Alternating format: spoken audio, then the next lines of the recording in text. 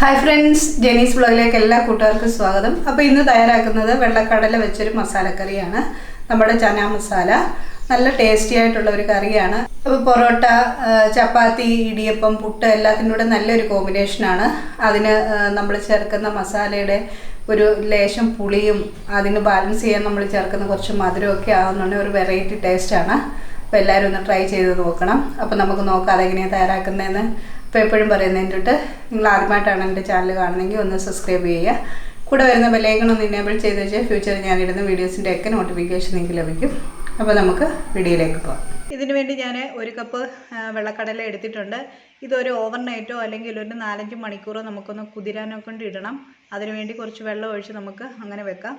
അതിനുശേഷം അത് കഴുകി വാരി ഒരു കുക്കറിലേക്ക് മാറ്റാം. ആവശ്യത്തിന് വെള്ളം ഒഴിച്ചു കൊടുക്കാം. അതിനൊപ്പം കുറച്ച് ഉപ്പൂടെ ചേർത്ത് കൊടുക്കാം. അതിനുശേഷം കുക്കർ അടച്ച് നമുക്കൊരു 2 വിസിൽ വരെ വരുന്നിടം വരെയോ അല്ലെങ്കിൽ ഒരു 5-6 മിനിറ്റ് വരെയോ നമുക്ക് വെയിറ്റ് ഇടാതെയോ നമുക്കിതൊന്ന് വേവിച്ചെടുക്കാം. ഞാനിവിടെ ഒരു 2 വിസിലടുപ്പിച്ച് എടുത്തിട്ടുണ്ട്. അതിനുശേഷം നമുക്കിത് തണുക്കാൻ വേണ്ടി വാങ്ങി വെക്കാം. ഇനി ഇതിന് ഗ്രേവി തയ്യാറാക്കാൻ വേണ്ടി ഞാൻ ഒരു 4 ടേബിൾ സ്പൂൺ തേങ്ങായും ഒരു ചെറിയ കഷ്ണം പട്ട, ഒരു 2 തക്കാളി ഇതെല്ലാം കൂടെ മിക്സിയിലിട്ടിട്ട് ലേശം വെള്ളം ചേർത്തൊന്ന് അരച്ചെടുക്കണം നന്നായിട്ട്. അതിനുശേഷം ഒരു പാൻ അടുപ്പേ വെച്ച് അതിലേക്ക് ഓയിൽ ഒഴിച്ചു കൊടുക്കുക. അതിലേക്ക് നല്ല ജീരകം 1 ടേബിൾ സ്പൂൺ, പിന്നെ 2 കറുവപ്പട്ട, ഏലക്ക ഇത്രയും ചേർത്തൊന്ന് മൂപ്പിച്ചെടുക്കാം. അതിനുശേഷം 2 വറ്റലമുളക് ഒന്ന് മുറിച്ച് ചേർത്ത് കൊടുക്കാം. ഇനി കറിവേപ്പിലയാണ് ഞാൻ ഇതിനകത്തിൽ ചേർക്കുന്നത്. ലാസ്റ്റ് മല്ലിയില ചേർക്കുന്നുണ്ടെന്നുണ്ടെങ്കിൽ ഈ കറിവേപ്പില ചേർക്കേണ്ട കാര്യമില്ല. കറിവേപ്പില ചേർക്കുന്നെങ്കിൽ ഇപ്പം തന്നെ ചേർത്ത് ഒന്ന് മൂപ്പിച്ചെടുക്കാം. അതിനുശേഷം നല്ല വലിപ്പമുള്ള ഒരു സവാള പൊടിയായിട്ട് അരിഞ്ഞത് ഇതിലേക്ക് ചേർത്ത് കൊടുക്കാം. അത് ചേർത്ത് ഒന്ന് നന്നായിട്ടൊന്ന് വഴറ്റിയെടുക്കണം. സവാള നന്നായിട്ടൊന്ന് വാടി വരുന്ന സമയത്ത് നമ്മൾ ആദ്യമേ അരച്ചു വെച്ചിട്ടുണ്ടായിരുന്നല്ലോ തക്കാളി എല്ലാം കൂടെ, അത് നമുക്ക് ഇതിലേക്ക് ചേർത്ത് കൊടുക്കാം.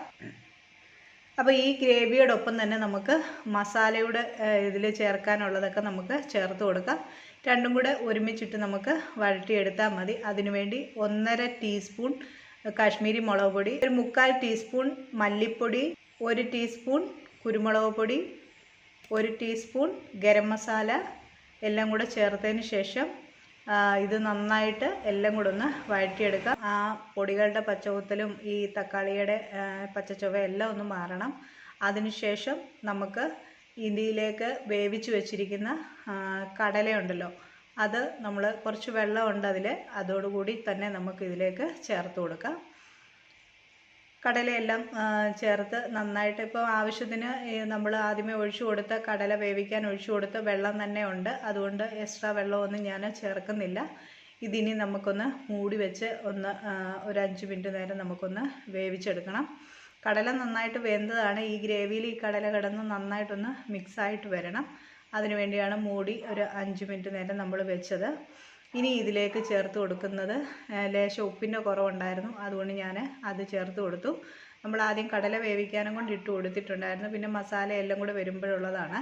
പിന്നെ ഇതിൽ നമ്മൾ 2 തക്കാളിയാണ് ചേർത്തിട്ടുള്ളത് കൊണ്ട് നല്ലൊരു പുളി രസമുണ്ട്. അതുകൊണ്ട് തന്നെ നമുക്ക് 1 ടേബിൾ സ്പൂൺ പഞ്ചസാരയാണ് ഞാൻ ഇതിലേക്ക് ചേർത്ത് കൊടുത്തിരിക്കുന്നത്. അതും ചേർത്ത് ഈ ഗ്രേവി നന്നായിട്ടൊന്ന് തിക്കാകണം. അതിനുശേഷം നമ്മുടെ കസ്തൂരി മേത്തി കുറച്ചെടുത്തിട്ട് അതൊന്ന് പൊടിച്ച് അത് ഇതിലേക്ക് ചേർത്ത് കൊടുക്കുന്നത് നല്ലൊരു ടേസ്റ്റ് ആയിരിക്കും. ഇനി ഈ സമയത്ത് മല്ലിയില ചേർക്കുന്നുണ്ടെങ്കിൽ ചേർത്ത് കൊടുത്തിട്ട് നമുക്ക് തീ ഓഫ് ചെയ്യാവുന്നതാണ്. ഇത്രയേ ഉള്ളൂ. ടേസ്റ്റി ആയിട്ടുള്ള ചന മസാല ഇവിടെ റെഡി ആയിട്ടുണ്ട്. എല്ലാവരും ഒന്ന് ട്രൈ ചെയ്ത് നോക്കുക. വീഡിയോ ഇഷ്ടമാവുകയാണെന്നുണ്ടെങ്കിൽ ഒന്ന് ലൈക്ക് ചെയ്യാനും ഷെയർ ചെയ്യാനും മറക്കല്ല. ചാനൽ ആദ്യമായിട്ടാണ് കാണുന്നതെങ്കിൽ ഒന്ന് സബ്സ്ക്രൈബ് ചെയ്ത് സപ്പോർട്ട് ചെയ്യാനും മറക്കല്ലേ. മറ്റൊരു വീഡിയോയുമായി കാണും വരെ എല്ലാവർക്കും ഒരു നല്ല ദിവസം ആശംസിക്കുന്നു. താങ്ക്